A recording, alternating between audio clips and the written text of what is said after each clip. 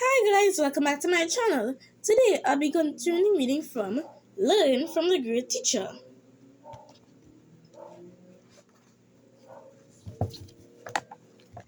Chapter 26. Why it is hard to do good. When Saul did bad things, who was pleased?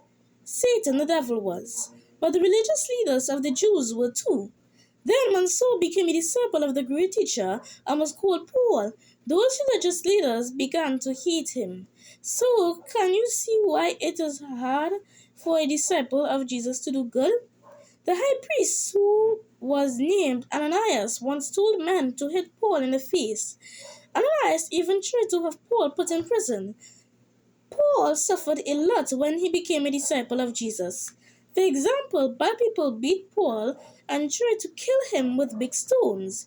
Many will try to get us to do bad things that displease God. So the question is, how much do you love what is good? Do you love it so much that you will do what is good even when others hate you for it? It takes courage to do that, doesn't it? You may wonder, why would people hate us for doing good? Shouldn't they be glad? Would you think so? Often people like Jesus for the good things he did. Once all the people of a city gathered at the door of the house where he was staying.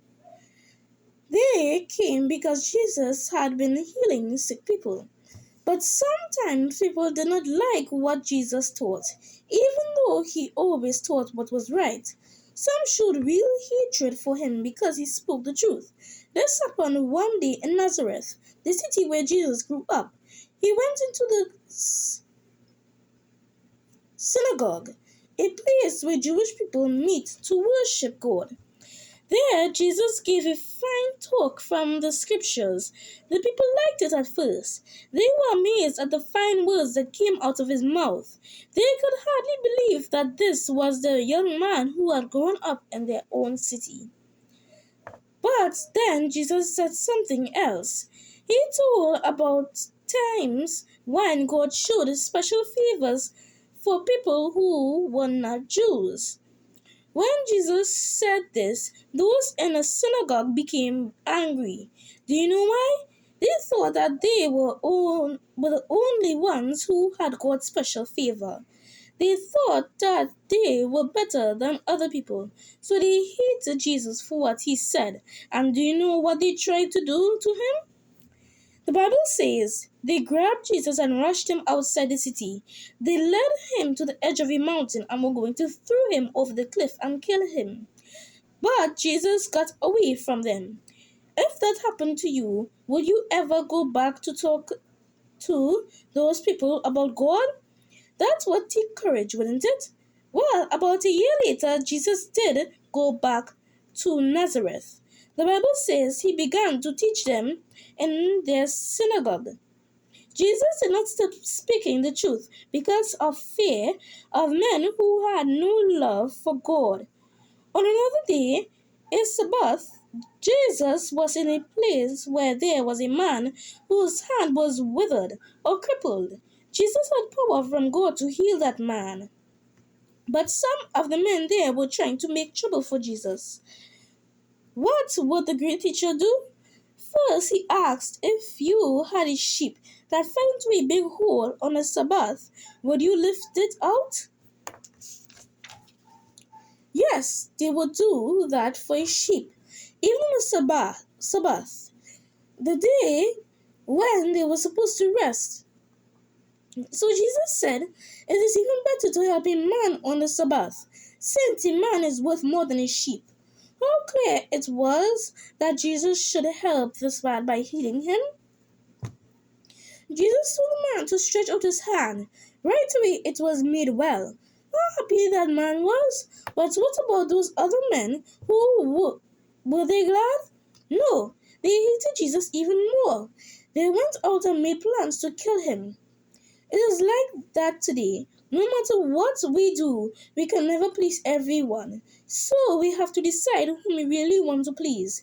If it is God and His Son, Jesus Christ, then we must always do what they teach. But if we do, who will hate us? Who will make it harder for us to do what is good? Satan, the devil, will. But who else will? Those who have been fooled by the devil into believing wrong things. Jesus told the religious leaders of his day, "You are from your father, the devil, and you wish to do the desires of your father." There are many people the devil likes because Jesus calls them the world. What do you think the world is that Jesus speaks about? Well, let's look at John chapter 15, verse 19 and see.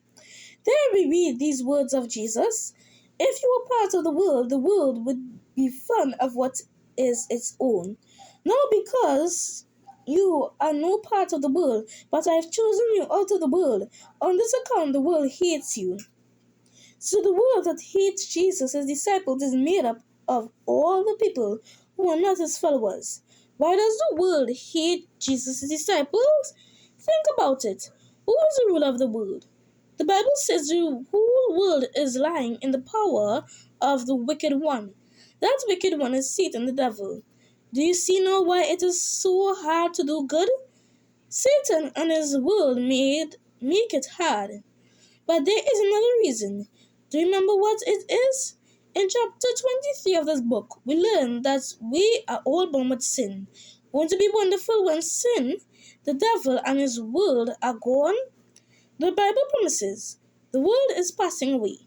This means that all of those who are not followers of the great teacher will be no more. They will